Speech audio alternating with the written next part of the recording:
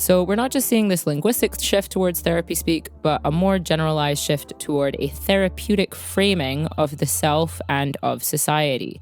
But what exactly is the nature of that framing, and what is the nature of that speech?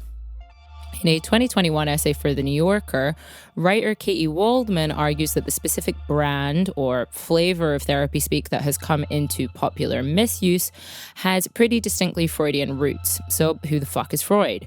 Well, I actually kind of can't believe that I haven't spoke about our dear old pal Sigmund Freud really yet at all on this show. But there's a first time for everything, kids, so buckle up. Sigmund Freud was an Austrian neurologist who was active in the late 19th and early 20th century. So he's officially considered the father of modern psychoanalysis, which is that, lie back on the couch and tell your therapist about your dreams kind of therapy. And unofficially, by me, considered to be the grandfather of the daddy-dom little girl and mummy kinks. Anyway, much of the Freudian method of psychoanalysis is based around the assumption that the human mind is split into the conscious and unconscious or subconscious mind, both of which are thought to contain the many urges and desires that shape our behaviors and ways of thinking. Freudian psychoanalysis, then, is largely about bringing our unconscious desires and urges to light and understanding the experiences or relationships that formed them so that we can change behaviors or ways of thinking that are causing us distress.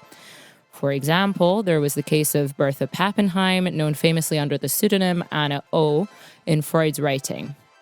Anna O was the patient of Freud's teacher, Dr. Joseph Breuer, and a lot of Freud's early thinking about, the utility of talking therapies was based on their course of treatment. So Anna O was a young woman of high intelligence who began experiencing visual disturbances, hallucinations, partial paralysis, and speech problems shortly after the death of her father.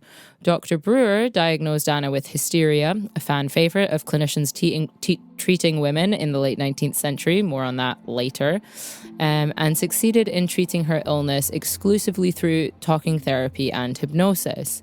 So this consisted of first putting Anna into a hypnotized state and letting her detail extensively the various daydreams that she suffered from when she was in her frequent states of what Freud would call absence, or what we might today call something more like disassociation. And once she had exhausted these details, asking her more explicitly about the first time she had experienced the various symptoms that she suffered from. And it was in these discussions on the origins of her afflictions, in the uncovering of what we might call the original traumas, that Breuer was ultimately able to cure Anna. Because at least in Anna's case, the act of revealing the original trauma was enough to alleviate and ultimately end the disturbance it was causing her.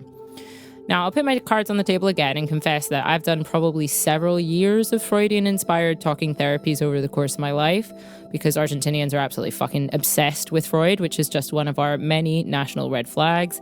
And I just don't really buy into this whole, uncovering the original trauma heals the trauma thing. I remember one time I turned around to an old therapist of mine who had probably been seeing for about 3 years at that point, and I was like, Steve, when are we going to get to the whole fixing part of the therapeutic process? I know my whole origin story back to front, inside out. I know where XYZ comes from. But if they say that knowing is half the battle, it really seems like it's the much easier half. Probably a good time to mention also that Freud liked to ingest enough cocaine to kill a small horse on a fairly regular basis, and thought that most distress in females could be put down to penis envy. But anyway, all this to say, this is what Freudian psychoanalysis is based on. It's based on a kind of confessional model where it's thought that if you dig really, really deep, you can uncover these sort of secret hurts from your past and understand why your present is the way that it is. But what mainstream therapy speak does is quite different.